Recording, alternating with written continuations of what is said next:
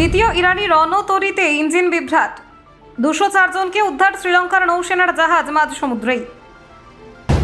সমুদ্রে ইরানের রণতরীতে ইঞ্জিন বিকল। ভারত মহাসাগরে বিপত্তি ইরানের যুদ্ধ জাহাজে, আতঙ্কের মাঝে 204 আরোহীকে উদ্ধার। মার্কিন হামলার আতঙ্কের মধ্যে ইঞ্জিন বিকল, মাঝ সমুদ্রে আটকে ইরানের রণতরী। কলম্বোর কাছে বিপদে ইরানের যুদ্ধ জাহাজ, মানবিকতার হাত বাড়ালো শ্রীলঙ্কা। সমুদ্র বিপর্যয় ইরানি রণতরীতে 204 জনকে উদ্ধার, জাহাজ এখনো মাঝ জলে। মার্কিন হামলার পর নতুন বিপত্তি, ইঞ্জিন খারাপ হয়ে আটকে ইরানের যুদ্ধ জাহাজ। দেখুন ঠিক কী ঘটল। ভারত মহাসাগরে নতুন করে আন্তর্জাতিক উত্তেজনার আবহ তৈরি হয়েছে ইরানের একটি যুদ্ধ জাহাজকে ঘিরে। ইঞ্জিন বিভ্রাটের কারণে মাঝ সমুদ্রে আটকে পড়েছে ইরানের রণতরী বুশেহর।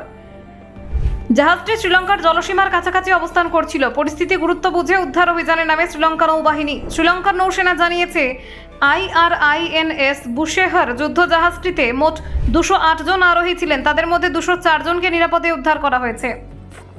উদ্ধার হওয়া ব্যক্তিদের কলম্বোতে নিয়ে যাওয়া হয়েছে শ্রীলঙ্কার নৌবাহিনীর তত্ত্বাবধানে।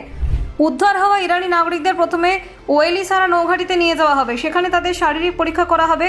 সবকিছু ঠিক থাকলে পরে তাদের ইরানে ফেরানোর ব্যবস্থা করা হবে বলে জানিয়েছে শ্রীলঙ্কার প্রশাসন। তবে যুদ্ধজাহাজটি এখনও মাঝ সমুদ্রে আটকে রয়েছে। ইঞ্জিনের গুরুত্ব ত্রুটির কারণে সেটিকে সরানো সম্ভব হয়নি। শ্রীলঙ্কার নৌসেনা জানিয়েছে, জাহাজটিকে উপকূলের কাছাকাছি এনে নিরাপদ বন্দরে নোঙর করতে অন্তত আরও 2 দিন সময় লাগতে পারে। বর্তমানে জাহাজটিতে 4 জন ইরানি নাবিক রয়ে গেছেন। তারা জাহাজটির নিরাপত্তা এবং প্রাথমিক দেখভালের দায়িত্বে রয়েছেন। উদ্ধারকারী দল পরিস্থিতির ওপর নজর রাখছে এবং প্রয়োজনে আরও সহায়তা পাঠানোর প্রস্তুতি রয়েছে। শ্রীলঙ্কার প্রেসিডেন্ট অনুরা দিশানায়কে বৃহস্পতিবার এই ঘটনাকে ঘিরে স্পষ্ট বার্তা দেন। তিনি জানান, ইঞ্জিনে সমস্যা দেখা দেওয়ার পর ইরানের পক্ষ থেকে শ্রীলঙ্কার জলসীমায় প্রবেশের অনুমতি চাওয়া হয়। মানবিক কারণে সেই অনুমতি দেওয়া হয়েছে। দিশানায়কে আরও বলেন, এই সিদ্ধান্তের পেছনে কোনো রাজনৈতিক উদ্দেশ্য নেই। মানবিকতার খাতিরে শ্রীলঙ্কা সাহায্যের হাত বাড়িয়েছে। তার কথায়, প্রত্যেকটা মানুষের জীবন মূল্যবান এবং কোনো প্রাণহানি কাম্য নয়। শ্রীলঙ্কা নৌবাহিনীর দেওয়া তথ্য অনুযায়ী উদ্ধার হওয়া ব্যক্তিদের মধ্যে ছিলেন 53 জন অফিসার, পাশাপাশি 84 জন ক্যাডেট, 48 জন সিনিয়র নাবিক এবং 23 জন সাধারণ নাবিকও ছিলেন ওই জাহাজে।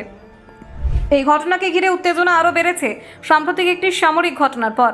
ভারত থেকে ফেরার পথে ভারত মহাসাগরে ইরানের আরেকটি যুদ্ধজাহাজ আইরিশ ডেনার ওপর হামলা চালায় আমেরিকা।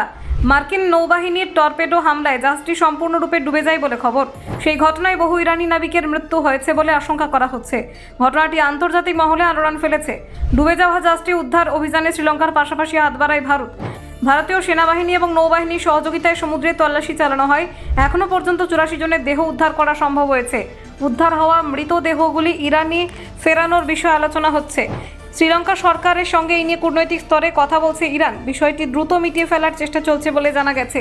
এই ঘটনার পরে ইরানের দ্বিতীয় যুদ্ধজাহাজটি কলম্বোতে আশ্রয় চেয়েছিল। মার্কিন হামলার পর পরিস্থিতি নিয়ে জাহাজের আরোহীদের মধ্যে আতঙ্ক ছড়িয়ে পড়েছিল বলে সূত্রের দাবি।